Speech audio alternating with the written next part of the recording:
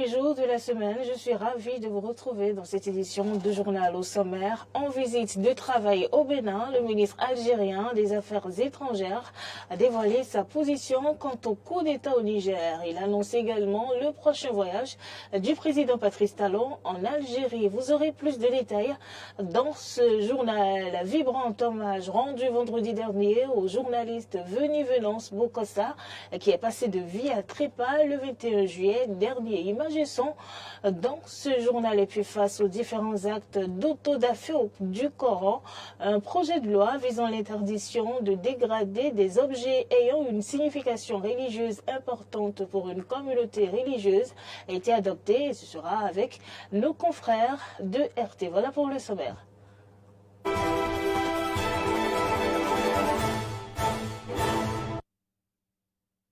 Madame, Monsieur, de nous avoir préféré pour vous informer. Je vous l'annonçais dans les titres.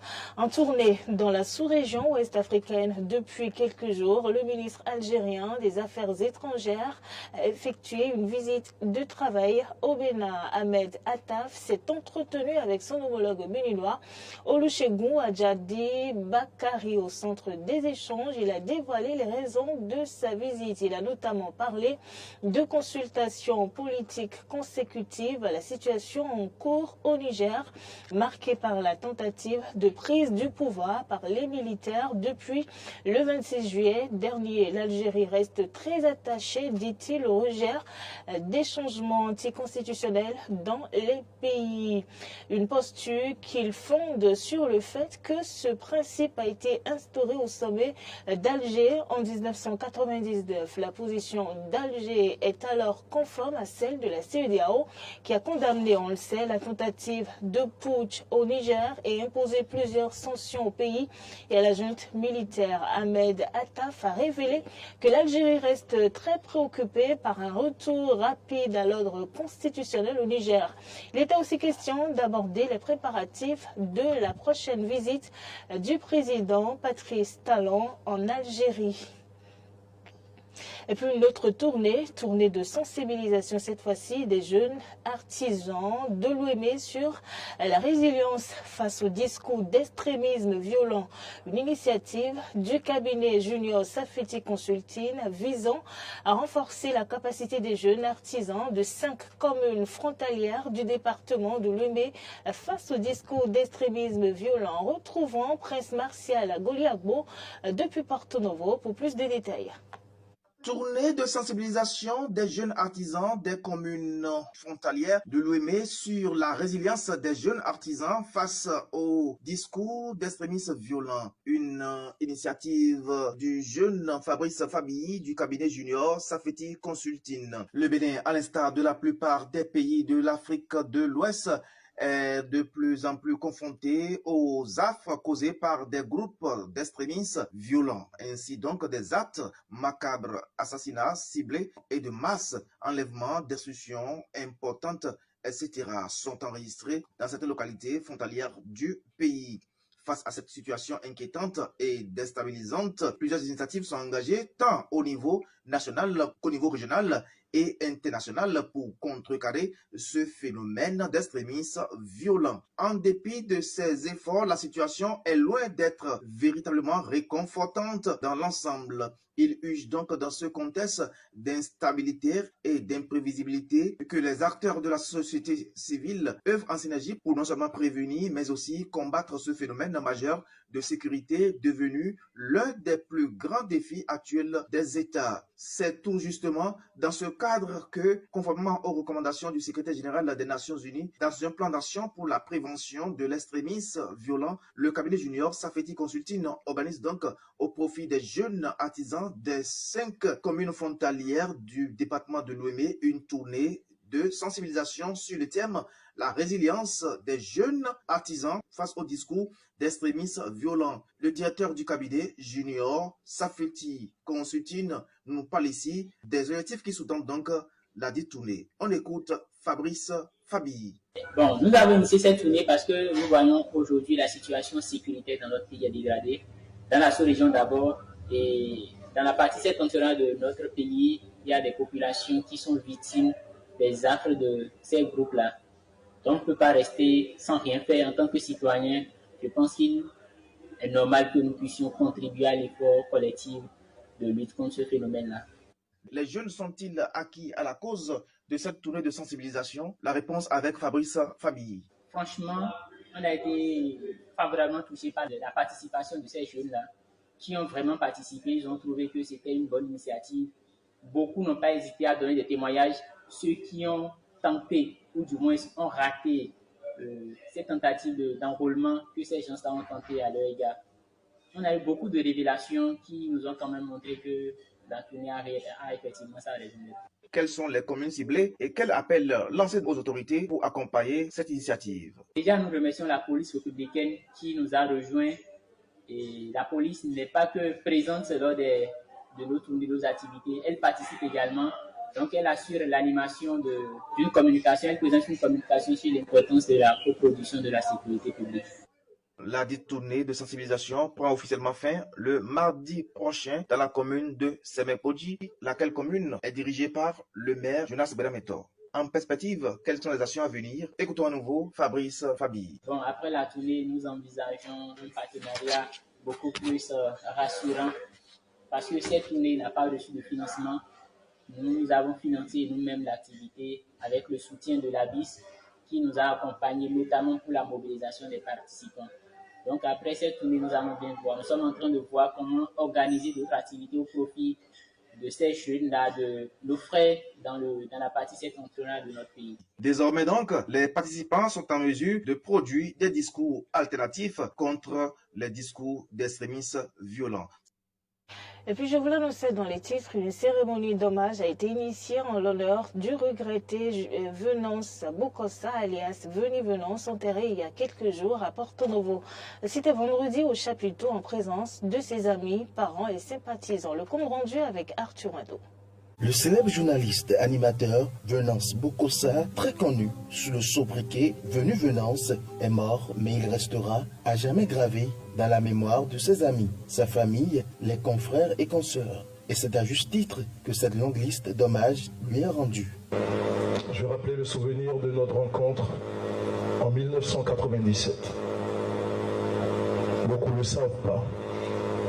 Nous nous étions rencontrés en novembre 1997 lorsque la télévision, la chaîne 2, LC2, était en train de faire son premier casting pour recruter des animateurs. Pour moi, Venance n'est pas mort. Il est toujours vivant parce qu'auquel cas, je ne serais pas devant vous en train de vous parler. Parce que nous sommes frères. Nous sommes nés un même jour, un 19 avril, et Venance avait réussi à me retrouver pour que chaque 19 avril, nous puissions célébrer notre anniversaire. Le premier jour que j'ai rencontré Venance, j'étais loin de m'imaginer au micro, et je lui demandais, j'étais vers le cinéma Iré à Carré. Et je l'entendais, comme beaucoup d'autres, à Golf FM. Et je lui disais, grand frère, comment je fais pour être comme toi? Il m'a dit, va à l'école.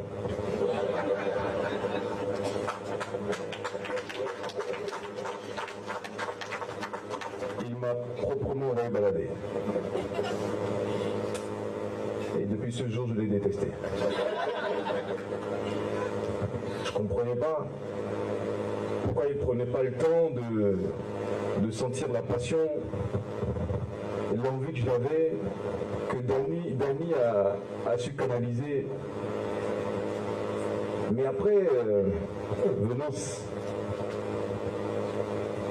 m'a prouvé que je n'avais pas de raison de lui en vouloir. L'illustre disparu est doté de plusieurs qualités. Nous avons tous souligné, je veux dire, l'amabilité de Venance, sa spontanéité, sa générosité et surtout son humilité. On ne s'était encore jamais vu.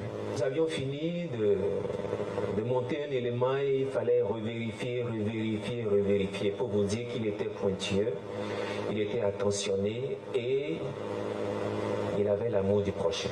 Quelque chose qui donne et dont on peut tous témoigner, c'est de la disponibilité.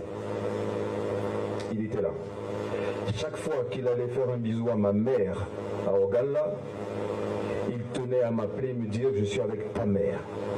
Pour me rappeler qu'en fait on était plus proche que ce que je pouvais imaginer. Et je voudrais prier le Seigneur de lui accorder son pardon et sa miséricorde. Le comité d'hommage a venu venance ainsi que les amis ont marqué positivement la famille du disparu qui n'a eu de mots que de dire merci. Au nom de la famille de Venance, je vous réitère nos sincères remerciements, en particulier au comité d'organisation de cet hommage et à tous ceux qui, de près ou de loin, ont œuvré pour les funérailles de notre frère, de notre fils, de notre neveu, de notre cousin, de notre papa, Venance Bokossa, dont le départ prématuré a affecté toute notre communauté. Veuillez recevoir ici toute notre gratitude et que le Seigneur vous rende au centuple votre dévouement et vos efforts. Et comme il aime bien les sonorités musicales, ceci lui a été dédicacé.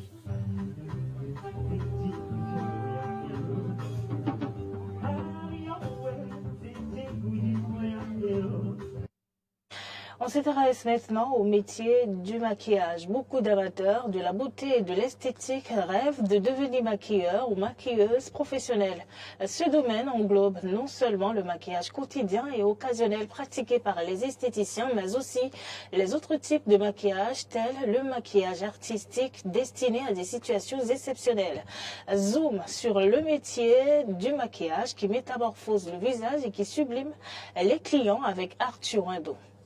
Demain, nous devons faire une sortie pour aller à un événement. Et justement, en prélude à cet événement, Patrice Diemandjro a amené son épouse ici pour la rendre plus rayonnante. Le résultat est fabuleux. Je suis là depuis à peine 30 minutes et elle a littéralement changé en fait. C'est-à-dire, je ne la reconnais plus et si ce n'était pas que je suis là, si ce n'était pas que c'est fait à ma présence et franchement si je suis à la maison, en la voyant venir, moi-même je me dis mais attends, c'est celle-là qui est dans ma chambre depuis des années ou bien Et ceci est le fruit du make-up, une expression anglaise pour désigner le maquillage qui n'a rien d'autre qu'une technique qui fait appel à plusieurs outils.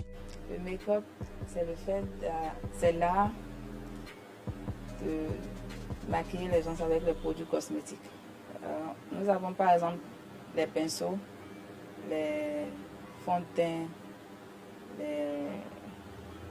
on a beaucoup de choses, les mascaras, eyeliner, les rouges à lèvres, fossiles, les cols. Cécimé Adjovi de Gracias exerce le métier de maquilleuse depuis plusieurs années déjà. Je suis dans le métier depuis 7 ans, je crois, depuis 7 ans. Il existe plusieurs types de make-up.